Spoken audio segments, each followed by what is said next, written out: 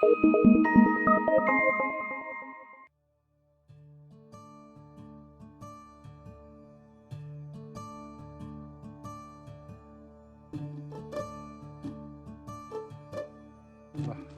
हामी यहाँ bike park गरेर त्यसपछि हामी जाने चाहिँ मन्दिरको नाम भन्नु त के थियो चम्पा देवी मन्दिर हुँदै त्यसपछि भस्मेश्वर डाँडा पनि जाने हाम्रो योजना छ। अब हामी प्रयास गर्दैछौँ र यसपछि अब हामी अहिले 9 बजेर कति 15 मिनट सुरु भयो। 9 बजेर 20 मिनट चाहिँ समयबाट अब हामी पैदल यात्राबाट हामी अगाडि बढ्दैछौँ। थेचो हाइकिङ सोसाइटी अगाडि बढिराखेका छौँ र हिमालको चाहिँ सिन लिएर अब हामी अगाडि बढेर हाम्रो चाहिँ आजको यात्रामा अगाडि बढ्दैछौँ।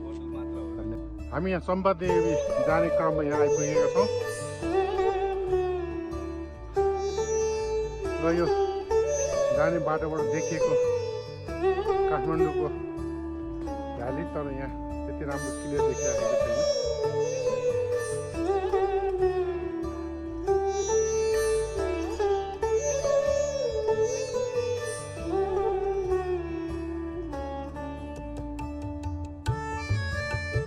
जङ्गलमा बसेर के अरे कफी चिया खाँदैछौँ। हो ल त्यसो भए हामीलाई पनि जोइन गर्नु न। हाम्रो चाहिँ नि थेचो हाइकिङ सोसाइटी हो। थेचो हाइकिङ सोसाइटीबाट हामी प्रत्येक महिनाको एकपल्ट हिँड्छौँ। यही हातको रिसोर्टबाट हामी हाइकिङ गरेर लगभग चम्पा देवीको डाँडाको नजिक लगभग आइसकेका छौँ। आधी बाटो आइयो। ठिक छ, हामी चम्पा देवी जाँदैछौँ। हाम्रो पाटनको साथीहरू पनि भेट्नुभएको छ on the way. Thank you for coming to join the Thecho hiking society. Hi, welcome to join. Yes. How is feeling? It's nice. It's quite difficult. Yes.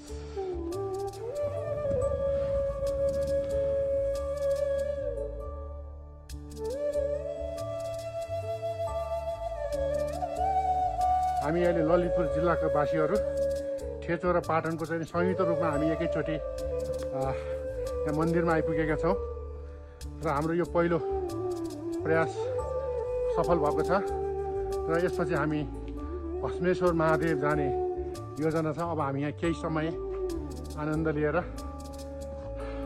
Champa Devi next Deurali मत्स्य गाउँ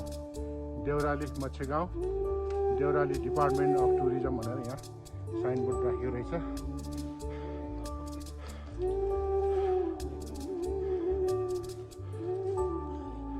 हामी चम्पा देवी मन्दिर आइसकेका छौँ।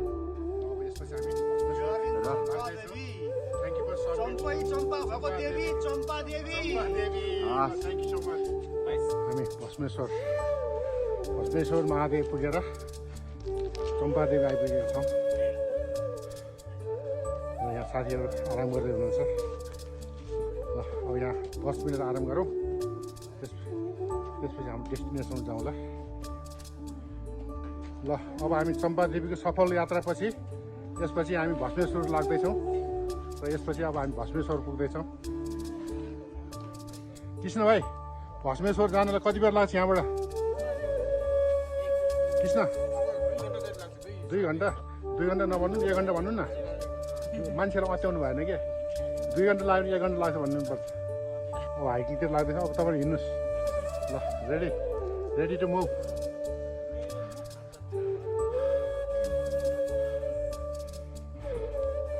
जङ्गलको बिचबाट हामी अब चम्पा देवी जाँदैछौँ। हिमाल कुन हिमाल हो?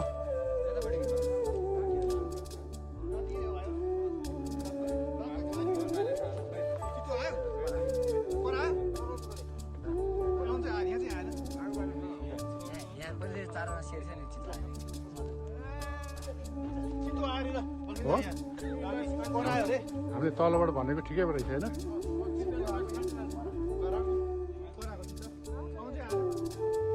भाइहरू कहाँ बसेको? यहीँ बसेको? यहीँ आगो बालेर बसिदिएको?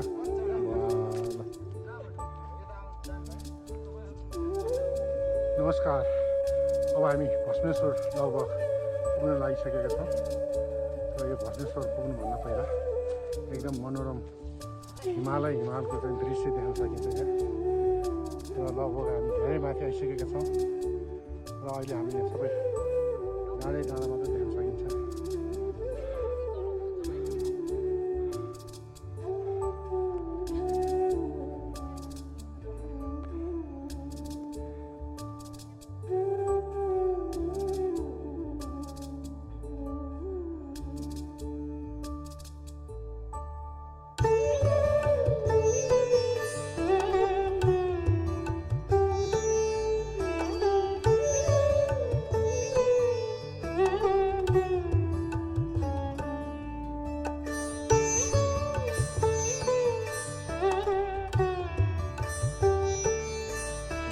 डाँडाबाट पनि अझै हामी 15-20 मिनट अर्को डाँडामा आएर आजको हाम्रो चाहिँ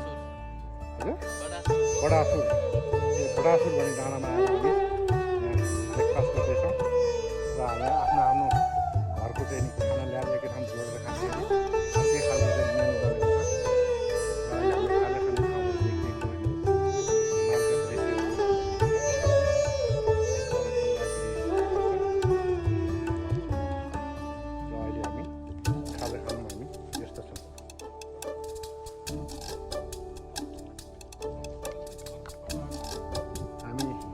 भस्मेश्वर महादेवको दर्शन गरेर त्यसपछि लगभग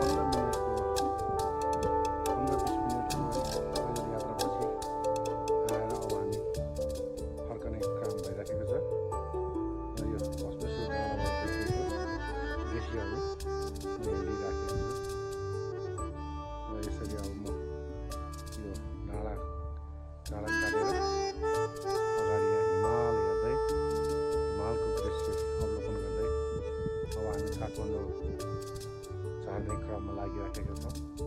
यहाँबाट देखिएको यो काठमाडौँ हेर्नुहोस् त कति बाटो छ। यहाँबाट हेर्दाखेरि त खुट्टा टेक्ने ठाउँ पनि छैन जस्तो देखिराखेको छ र अहिले हामी एकदम काठमाडौँदेखि लगभग 5 घन्टाको यो डाँडामा आएर यहाँको पैदल यात्रा सकेर अब हामी काठमाडौँको दृश्य र हिमालको मनोरम दृश्य हेरेर हामी फर्किँदैछौँ। ल अब हाम्रो साथीहरू लगभग सबैजना जम्मा भइसकेका छौँ। अब यहाँ काठमाडौँको घना बस्ती देखिँदैछ यहाँबाट र अब हामी बिस्तारै अगाडि बढ्दैछौँ। तपाईँहरू सुरक्षित सायद पाउनु सक्नु होला है भाइ। पहिलोपल्ट कस्तो लागिरहेछ? कस्तो लागिरहेछ? चम्पा देवी माएर हाम्रो यहाँ फ्लुट म्युजिक राकेश भाइबाट भइराखेको छ भने श्रवण गरिराख्नु भएको मित्रहरू पनि एकदमै व्यायामका साथ कार्यक्रम भइराखेको छ।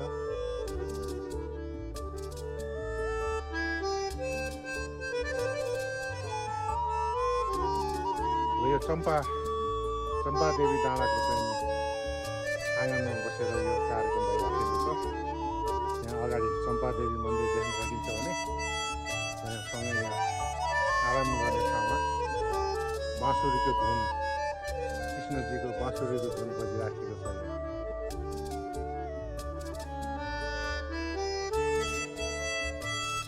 त्यस्तो हाइकिङ सोसाइटी भस्मेश्वर पुगेर अब अहिले हामी यहाँ नजिक चम्पादेवी आइपुगेका छौँ। चम्पादेवीमा यहाँ चाहिँ नि पिकनिकमा आउने हामी दाजुभाइहरूले नै यसरी फोहोर फ्याँकेको देख्न सकिन्छ। यहाँ असलै गरेर फ्याँकिएको छ र यो फोहोर यसरी चाहिँ नफ्याँकिदिनु होला र यहाँहरू जो कसैले पनि आउँदाखेरि यसरी नै आफूले गरेका फोहोरहरू जम्मा पारेर एक ठाउँमा राखिदिनु होला। यहाँ यसरी यति धेरै चाहिँ जङ्गलमा फोहोर फ्याँकेको देख्न सकिन्छ र अहिले हामीले त्यो हाइकिङ सोसाइटीले एक ठाउँमा जम्मा पारेर यो फोहोरहरूलाई एकै ठाउँमा राख्दैछौँ। जो कसै पनि यसरी यहाँ पिकनिक हाइकिङमा आउने सबैजना दाजुभाइहरूले यो फोहोरहरूलाई एक ठाउँमा जम्मा पारेर राखिदिएर सभ्यताको पहिचान गरिदिनु हुनको लागि थेचो हाइकिङ सोसाइटी विनम्र अनुरोध गर्दछ। धेरै धेरै धन्यवाद साथीहरूलाई।